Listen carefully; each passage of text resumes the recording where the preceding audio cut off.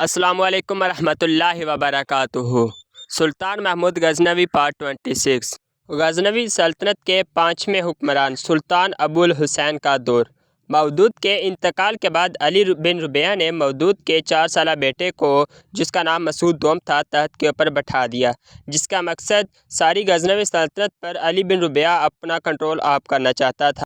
लेकिन दूसरी तरफ बादशाह मसूद अव्वल के बेटे अबुल हुसैन की हमायती ज़्यादा थे, लिहाजा शेरहवार बादशाह को महज 6 रोज़ की हुकूमत के बाद मज़ूल करने के बाद अबुल हुसैन ने गजनवी की बादशाहत का ऐलान कर दिया।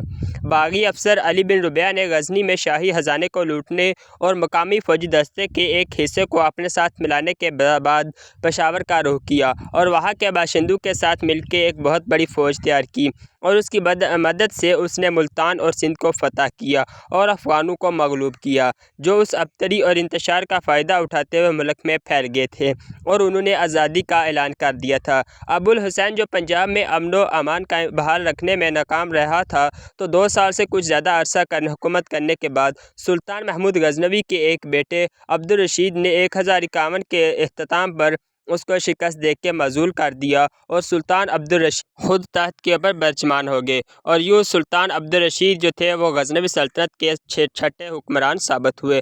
नए सुल्तान का पहला काम अली बिन रुबैया को मगलूब करना था, क्योंकि वो गजनवी सल्तनत में बड़ी तेज़ी के साथ फैल रहा था और तमाम गजनवी सल्तनत को उसके खिलाफ बगावत पर उभार रहा था, जिससे एक तरफ तो गजनी सल्तनत इसके खिलाफ हो रही थी, दूसरी तरफ हिंदू राज्य भी थे वो भी इसके खिलाफ हो रहे थे।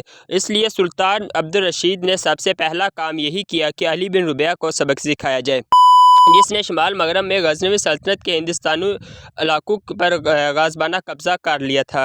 पंजाब की सरहदों पर अमन व अमान बहाल कर दिया गया। शनाजन हाजब को अमीर का मनसब अता किया गया और दरिया सिंध के मशरकी सूबों का हाकिम मुकर्रर किए जाने के बाद एक बहुत बड़ी फ़ौज के हमरा लाहौर रवाना किया गया।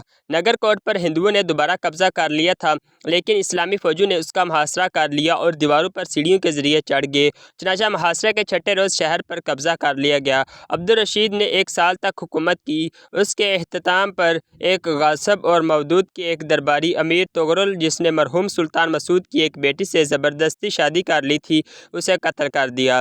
लिहाजा अपनी बारी पर उस गासिब को अपनी तहत नशीनी की 40वें रोज़ शनातन हाजिब ने उस वक़्त कत्ल कर दिया जब वो दरबार आम मुनक्कद करने के लिए तख्त के ऊपर बैठा हुआ था। शनाजन हाजिब, जिसे नए बादशाह का वज़ीर-ए-आज़म बनाया गया था, उसने सुल्तान मसूद के अव्वल के बेटे फरहज़ाद को गजनी के तख्त के ऊपर बैठा दिया। इस सुल्तान के दौरे हुकूमत जो 6 साल तक रहा, गजनवी सल्तनत के हिंदुस्तानी इलाकों में अमन व अमान कायम रहा। उसके बाद उसका इंतकाल हो गया और उसका भाई इब्राहिम उसका जानशीन मुकर्रर हुआ। यूँ थोड़े ही अरसे में एक के बाद एक गजनवी हुक्मरान जो था वो तख्त के ऊपर बैठता और तख्त से उतार दिया जाता। इंशाल्लाह आइंदा आने वाली वीडियो में हम सुल्तान इब्राहिम के दौर को देखेंगे और सुल्तान मसूद सोम को, सुल्तान अरसलान के दौर को, सुल्तान बहराम को और इसी तरह आगे जितने भी हुक्मरान थे उनको देखेंगे। जज़ाकल्लाह।